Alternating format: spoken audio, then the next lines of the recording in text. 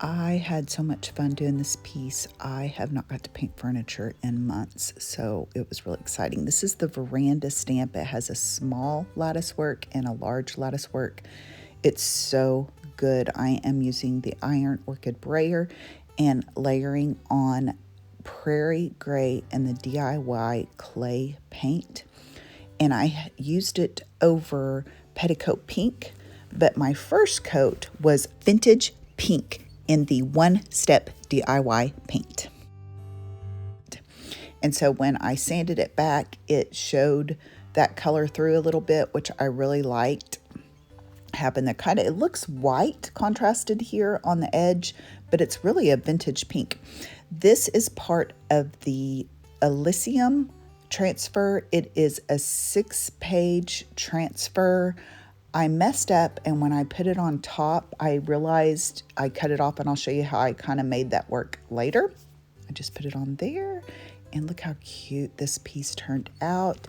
At the end of this video, I'm going to show you where I put the Veranda colored paint on in the one step on a hutch and used this Veranda Iron Orchid stamp. Just to give you an idea, please watch that video, like and subscribe if you like this content. So this was an opened transfer, and the new ones with the full 6 pages was at another location, and I didn't want to open a new one, and that's when I realized, oh, it looks cut off. So I am just taking some of the elements of the other pages and literally just splicing it together so it's not just cut off looking, and it works so good. You can do that with these. So if I would have turned it the other direction, I could have maybe camouflaged it better, but I'm telling you, just go ahead and splice and dice some of your leftover pieces. You can even mix different transfers to give your image a fuller look if you're trying to use up your partials. The true horticulturist will say that leaf doesn't go with that flower, but hey, it's art. We can do whatever we want, right?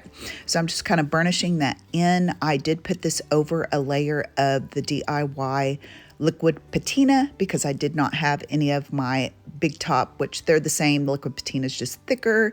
It's water-based. It preps your surface. It does need to dry 24 hours before you put your transfer on. I usually push through those steps and have pretty good luck, but you are gambling if you don't wait for it to be completely dry. It will pull up the whole paint and then your transfer is lost.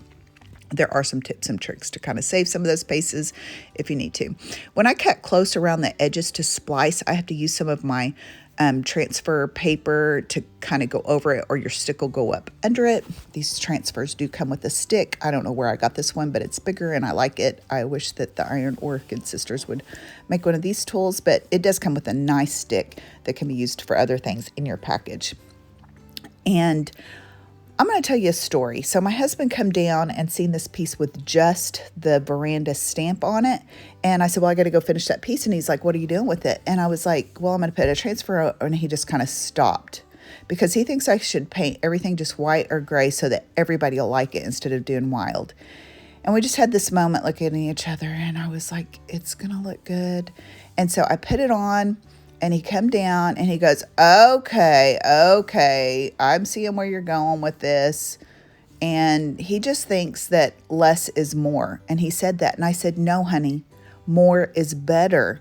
And that's why I married you. And we had this whole thing. He said, you're saying I'm less? I'm saying, no, I got the more. It was a whole thing. But anyway, some people just don't get the artsy fartsy thing, right? But he did admit it looked really cute afterwards. So I just had so much fun doing this. If you haven't done transfers, oh my word, get you a package of transfers. You can use it for several projects or use it all on one. But oh, I can't wait to sell this. It's solid wood. It's a 2-level. It has a working drawer, and I can't wait to put it in my booth.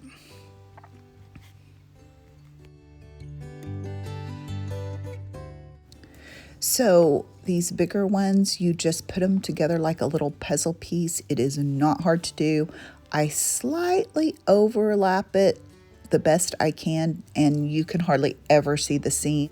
Since I didn't go ahead and rub it down into place, I had a little grace that I could lift it and rearrange it, and it didn't go ahead and stick. If I was working on metal or glass, and you do not have to prep those with a water-based sealer before you put the transfer on, it will literally just magnetize and suck it down, and you better be ready. You hoover over and then you put it down and commit, because there's no grace on it. But for some reason, when you have it prepped for this technique on furniture, it works where you can kind of, you know, move it around and adjust it.